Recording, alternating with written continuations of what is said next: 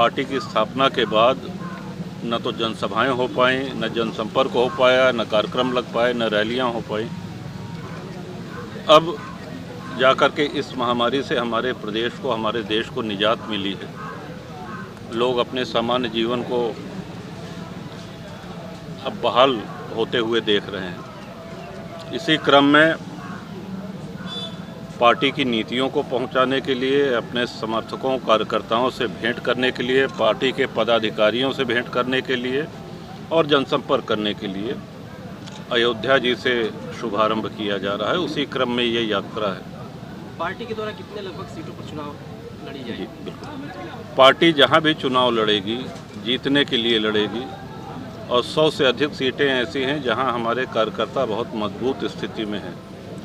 आने वाले समय में ये संख्या और बढ़ेगी। जैसे जैसे दौरा बढ़ेगा, हम लोग अपने विचार जाके जनता के बीच में रखेंगे, उनका आशीर्वाद, उनका स्नेह प्राप्त होगा, ये मुझे विश्वास है।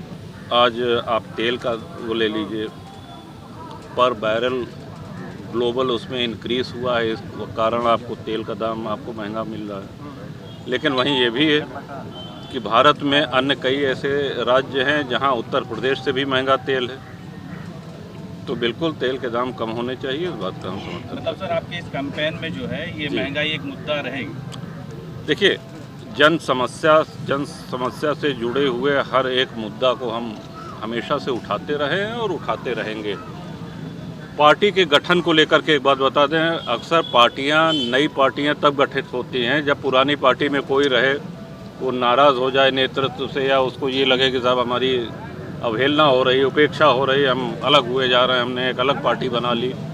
ऐसा कोई इसमें नहीं है। आपने ये भी देखा होगा कि कई नए पार्टियां, नए दल जो है, उनको न तो विधानसभा का कोई अनुभव होता है, न कभी कोई चुनाव जीते रहते हैं। जब पार्टी का गठबंधन हो जाता है, उसी के बाद उनका श्री गणेश होता है।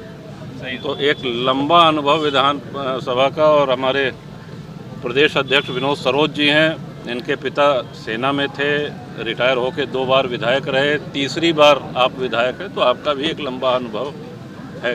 असली किसान है वो खेत में काम कर रहा है, खेत में पसीना बहा रहा है, और किसानी का शौक़ हमारा भी है। और ख़ास तौर से इस लॉकडाउन में और बड़े किसान हो गए, दूसरा कोई काम बचा नहीं था तो खेती ही कर रहे थे। और ऑर्गेनिक फार्मिंग में आपको जान के प्रसन्नता होगी कि कई प्रजातियों के चावल, अरहर और मसूर, इसकी बड़ी पैमाने पे ऑर्गेनिक खेती हमने करी, जो काफ़ी सफल हुई, और उसमें रासायनिक खाद नहीं, रासायनिक कीटनाशक नहीं। तो किसानों की अपनी समस्या है, इससे कोई इनकार नहीं कर रहा है। उनको समय पे बिजली पानी मिले, यूरिया और डीएपी की सप्लाई निर्बाध रूप से समय पे मिले, और उनकी फसल को क्रय केंद्र पर बिना किसी अड़चन के, बिना किसी दिक्कत के खरीदा जाए, ये किसान की प्राथमिकता है। उनको भरपूर उसका मूल्य मिले, और बीच में जो बिचौलिए हैं, अड़तिए हैं, ये बीच में से हटें। क्योंकि 28 वर्ष का लंबा एक कार्यकाल विधानसभा में हमारा बीता है, और 2 बार खाद्य रसद विभाग संभालने का भी सौभाग्य मिला है। तो किसानों की समस्याओं से, उनके सामने जो चुनौतियां हैं, उनसे भली भांति अवगत हूँ और उनके साथ हूँ। नाम ऐसे हैं जो आक्रांताओं के नाम पे हैं। अगर ऐसा है तो पुराना नाम रखा जाना चाहिए। उदाहरण के लिए नालंदा विश्वविद्यालय जिसने जलाया, उसके नाम पे बख्तियारपुर स्टेशन है, तो ये नहीं होना चाहिए। नालंदा अपने आप में विद्या का केंद्र रहा है, तो उसका नाम अगर नालंदा होता है तो ये स्वाभाविक बात है, अच्छी बात है।